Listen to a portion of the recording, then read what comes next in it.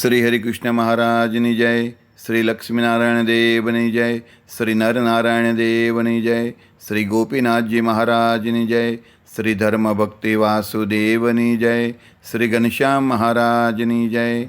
વડતાલ ગાંધીને શોભાવતા પરમ પૂજ્ય ધર્મ ધુરંધર 1008 વિદ્યમાન આચાર્ય સનાતન આચાર્ય મહાસમર્થ આચાર્ય ગુરુ શ્રી અજેન્દ્ર પ્રસાદજી મહારાજની જય. પરમ પૂજ્ય ધર્મ ધુરંધર 108 ભાવિ આચાર્ય શ્રી નુગેન્દ્ર પ્રસાદજી મહારાજની જય. સમગ્ર ધર્મકુળ ભક્તિકુળ ભગવાનના વાલા સર્વે મુક્તો સર્વે સંતો ભક્તોના ચરણોમાં કોટી કોટી સાષ્ટાંગ દંડવટ વંદન પ્રણામ સાથે સૌ ભક્તોને જય શ્રી સ્વામિનારાયણ. કતારગામ વેડ રોડ હરિમંડપમાં બિરાજતા શ્રી સ્વામિનારાયણ ભગવાન અને તેમના દિવ્ય લીલા ચરિત્રથી સભર શ્રી હરિચરિતામૃત સાગર અને તેમની લીલા અને ભગવાનની આજ્ઞા. વડતાલમાં દિવાળીને દિવસે કરેલ દીપમાળાની શોભાનું અદ્ભુત વર્ણન કર્યું છે. બ્રહ્માનંદ સ્વામીએ ફરીને શ્રીહરિ આગળ જે વાત કહી હતી તે વાત મુક્તાનંદ સ્વામીએ દાદા ખાચરના પ્રત્યે કહી.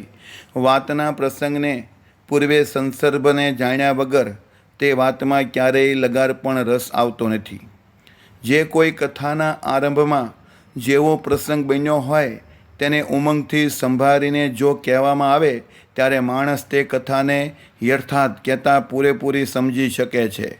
પ્રસંગ કહ્યા સિવાય તે કથામાં ગમે તેવો રસ રહ્યો હોય અને ગમે તેવો કુશળ વક્તા હોય છતાં પણ શ્રોતાઓને કદાચ રસ જણાતો નથી. ગમે તેવો ચિંતામણી હોય પણ તેના જ્ઞાન વિના તે ચિંતામણી પથ્થરમાં ખપે છે.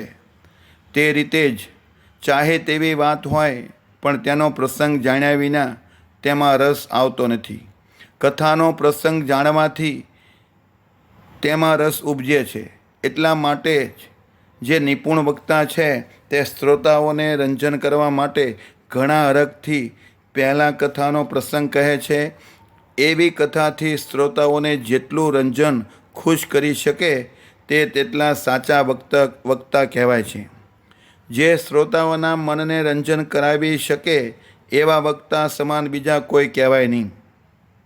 કહેતા કથામાં જે ભક્તો કથા સાંભળવા આવ્યા હોય એને આનંદ કરાવે એ વક્તા ઉત્તમ કહેવાય છે.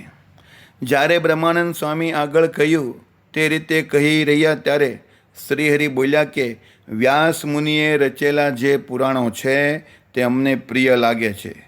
ભગવાને જેટલા અવતારો ધરીને જેવા જેવા ચરિત્રો કર્યા છે તે બધા જ વ્યાસજીએ પુરાણમાં વર્ણવ્યા છે. બીજા પણ ઘણા મોટા થયા છે છતાં વ્યાસજીના જેવું વર્ણન કોઈએ કર્યું નથી. માટે બીજા ઋષિઓનું સામર્થ્ય એટલું ઓછું ગણાય છે. જેમાં જેટલું સામર્થ્ય હોય તેને તેનો રચેલો ગ્રંથ કહી દે છે. કેમ જેમાં જેટલું સામર્થ્ય હોય છે તે તેના વચનમાં નિશ્ચિત રૂપે દેખાઈ આવે છે. જેની બુદ્ધિ નિર્દોષ હોય છે તે જેમાં જેટલા ગુણ રહ્યા હોય તેને ગ્રહણ કરી લે છે. જે મનુષ્ય જેટલા ગુણોને ગ્રહણ કરે છે તથા દોષોનો ત્યાગ કરે છે તે માણસ હંસ જેવો છે અને તે તેની રુચિ ઉપરથી દેખાઈ આવે છે. જે માણસો દોષોને જ ગ્રહણ કરે છે તે તો બગલા જેવા દુર્બુદ્ધિ કહેવાય છે. એવા દુર્બુદ્ધિ લોકો ચારણીના જેવા સ્વભાવવાળા હોય છે. તેથી ગુણોનો ત્યાગ કરી દોષોને જ ગ્રહણ કરે છે. શુકદેવજી, સનકાદિક, જડભરત, કપિલદેવજી અને દત્તાત્રેય વગેરે સાધુ પુરુષોનું વર્તન અદ્ભુત હતું. તેમનો સ્વભાવ અતિશય શાંત હતો અને તેમની વાત પણ તેવી શાંતિદાયક હતી અને બહુ જ દાંત યથાર્થ તેઓ અત્યંત ઇન્દ્રિયોનો નિગ્રહ કરનારા હતા. તેથી જ કોઈના દિલમાં ક્યારેય ઉદ્વેગ કરતા નહીં. જે કહેવાતા ત્યાગીઓ સંસારનો ત્યાગ કરીને બીજા કોઈને પણ ઉદ્વેગ કરાવે છે, જે ધન સંગ્રહ કરે છે તથા સ્ત્રી રાખે છે તેવા જીવો તો ધન અને સ્ત્રીનો ત્યાગ કરનારા સાચા ત્યાગીના મળ જેવા છે. જે ત્યાગી થઈને ભગવાન સિવાયનું જેટલું બીજું વ્યસન રાખે છે તે બધાએ સાચા ત્યાગીના મળ જેવા છે. તે તેમને વ્યસનો જ જણાવી દે છે.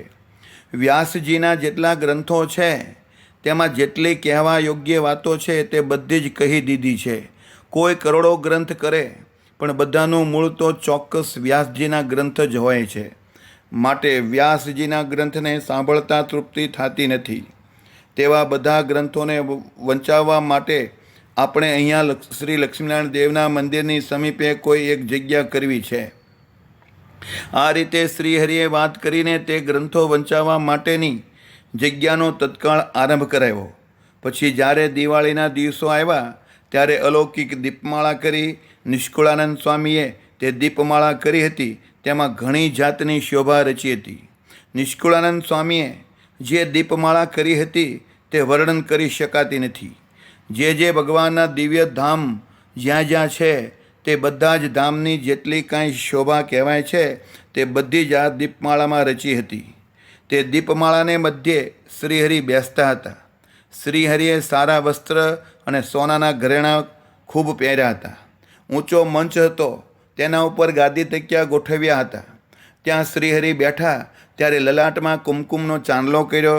તે સમયની મુખની શોભા કહી શકાતી નથી, વર્ણવી શકાતી નથી.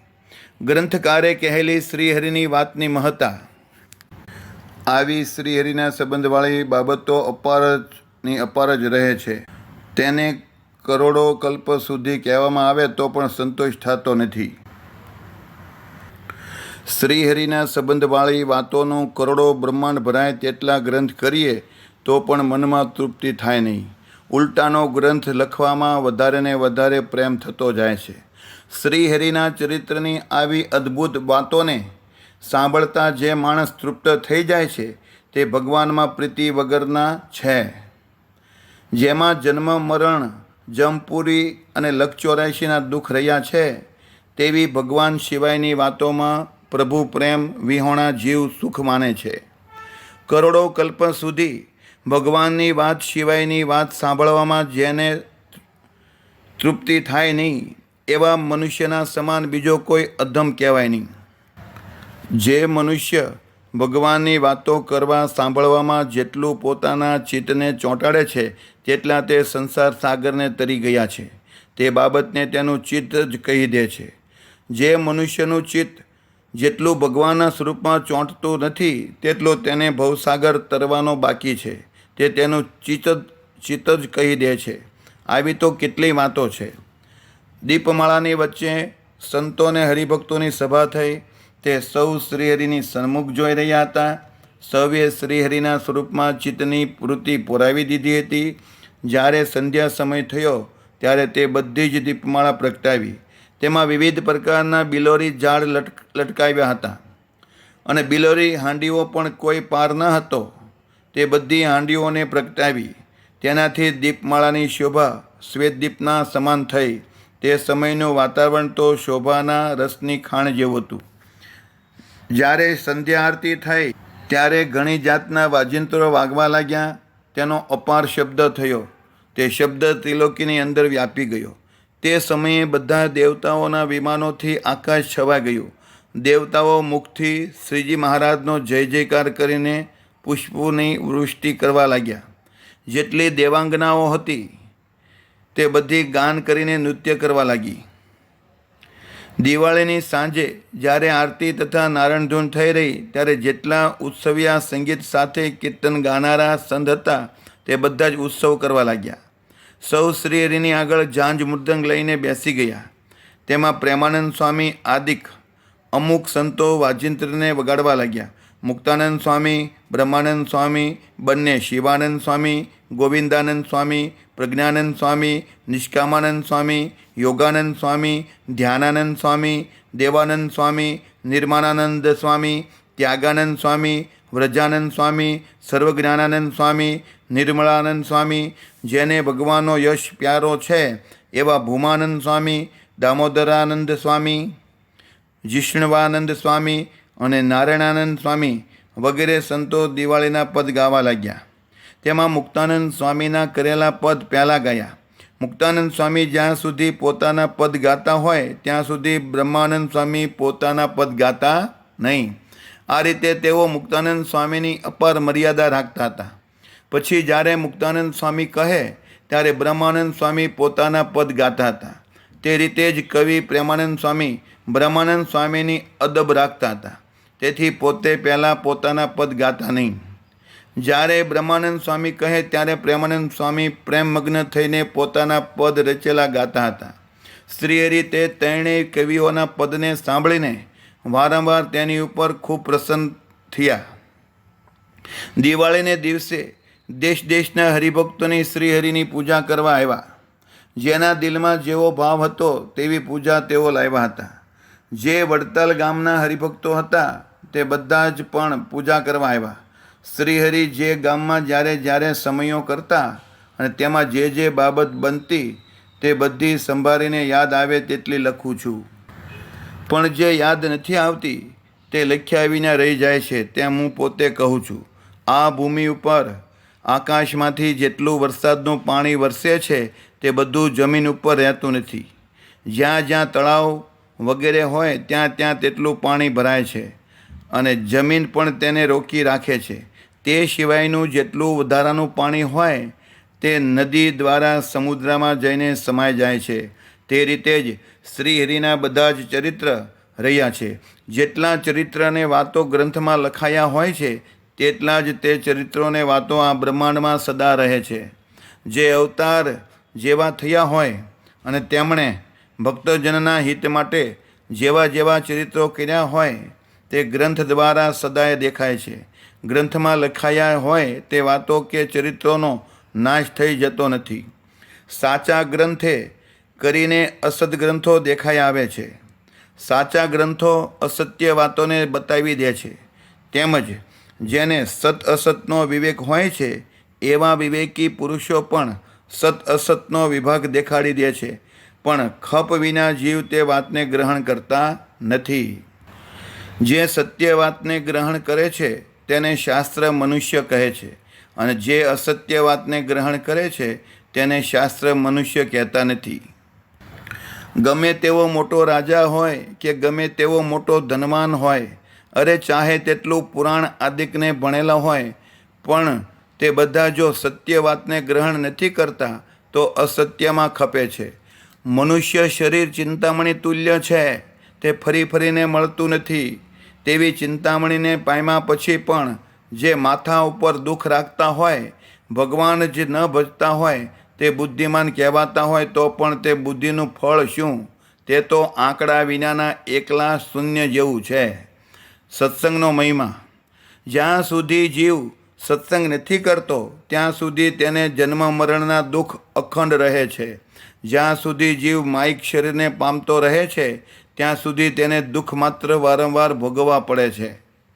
જ્યારે સાચો સત્સંગ કરે છે ત્યારે તે દિવ્ય દેહને પામે છે. તે દિવ્ય દેહમાં અપાર સુખ રહ્યું છે જેનો કહીએ પાર આવતો નથી. ભગવાન શ્રીહરિની જેટલી વાતો છે તે બધી દુઃખથી છૂટવા માટેની છે. તે બધી વાતો તો અતિશય સુખને સુખ કરનારી છે. પણ જીવને જ્યાં સુધી વિશ્વાસથી તે મનાતું નથી ત્યાં સુધી તે દુઃખ પામતો રહે છે. જ્યારે જીવને શ્રીહરિની વાત સત્ય મનાય છે ત્યારે તેને લગાર પણ દુઃખ રહેતું નથી. કારણ કે આ શ્રીહરિની વાતો જ દુઃખમાંથી છૂટવાનું દ્વાર છે. સત્સંગની જેટલી વાતો છે તે બધી જ પણ દુઃખથી છોડાવનારી છે. આ વાતો જ્યારે જેને સાચી મનાય છે ત્યારે તેના બધાય દુઃખો છૂટી જાય છે.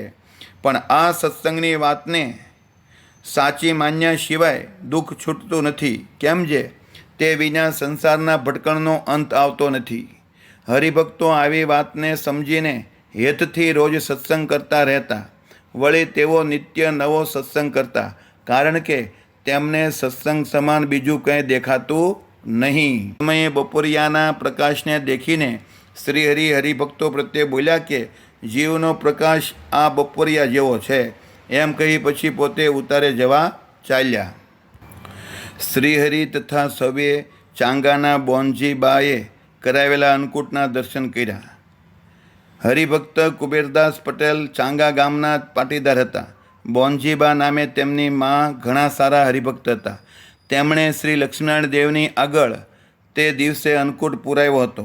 તેમાં વર્ણીએ બહુ પ્રકારના પકવાન ધરાવ્યા હતા. તેનો ગણે પાર આવતો નહીં. મેવા પણ બહુ ભાતના કર્યા હતા. જે રીતે ખૂબ જ શોભે તે રીતે બધા જ ભોજન ઘણા પ્રેમથી ધરાવ્યા હતા. તેમાં સૌ પ્રથમ ગોવર્ધન પૂજા કરી. ગોવર્ધન ઉત્સવની જે રીત હતી તે પ્રમાણે તે ઉત્સવ કર્યો. ગોવર્ધન ઉત્સવ જ્યારે કરી રહ્યા તે પછી બધો જ અન્નકૂટ પૂરાયો. તે ધરાવેલા અન્નકૂટની શોભા કહી શકાતી નથી.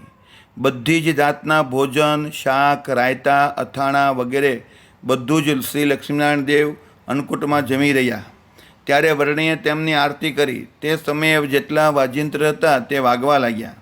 આરતી વખતે શ્રીહરિ દર્શન કરવા આવ્યા ત્યારે જેટલા સંતો હતા તે પણ બધા સાથે હતા. શ્રીહરિ તથા સંતો શ્રી લક્ષ્મીનારાયણ દેવના દર્શન કરી રહ્યા ત્યારે જે હરિભક્ત પુરુષો હતા તે સૌએ દર્શન કર્યા. જ્યારે હરિભક્ત પુરુષો દર્શન કરી રહ્યા તે પછી બધી જ હરિભક્ત બાઈઓએ દર્શન કર્યા. જ્યારે હરિભક્ત બાઈઓ દર્શન કરી રહી ત્યારે ભગવાન આગળથી અન્નકૂટ ઉપાડી લીધો. આમ જ્યારે શ્રી લક્ષ્મીનારાયણ દેવ તે અન્નકૂટ જમી રહ્યા પછી શ્રીહરિ અન્નકૂટનો પ્રસાદ જમ્યા.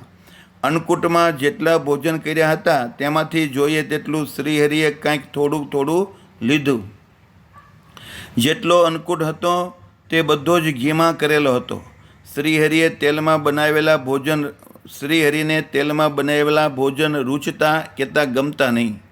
શ્રીહરિને જે ન રૂચતું હોય તે ધરતા તો પણ તે જમતા નહીં. હા, ભક્તજનોનો જેટલો ભાવ હોય તેટલું તેમાંથી અવશ્ય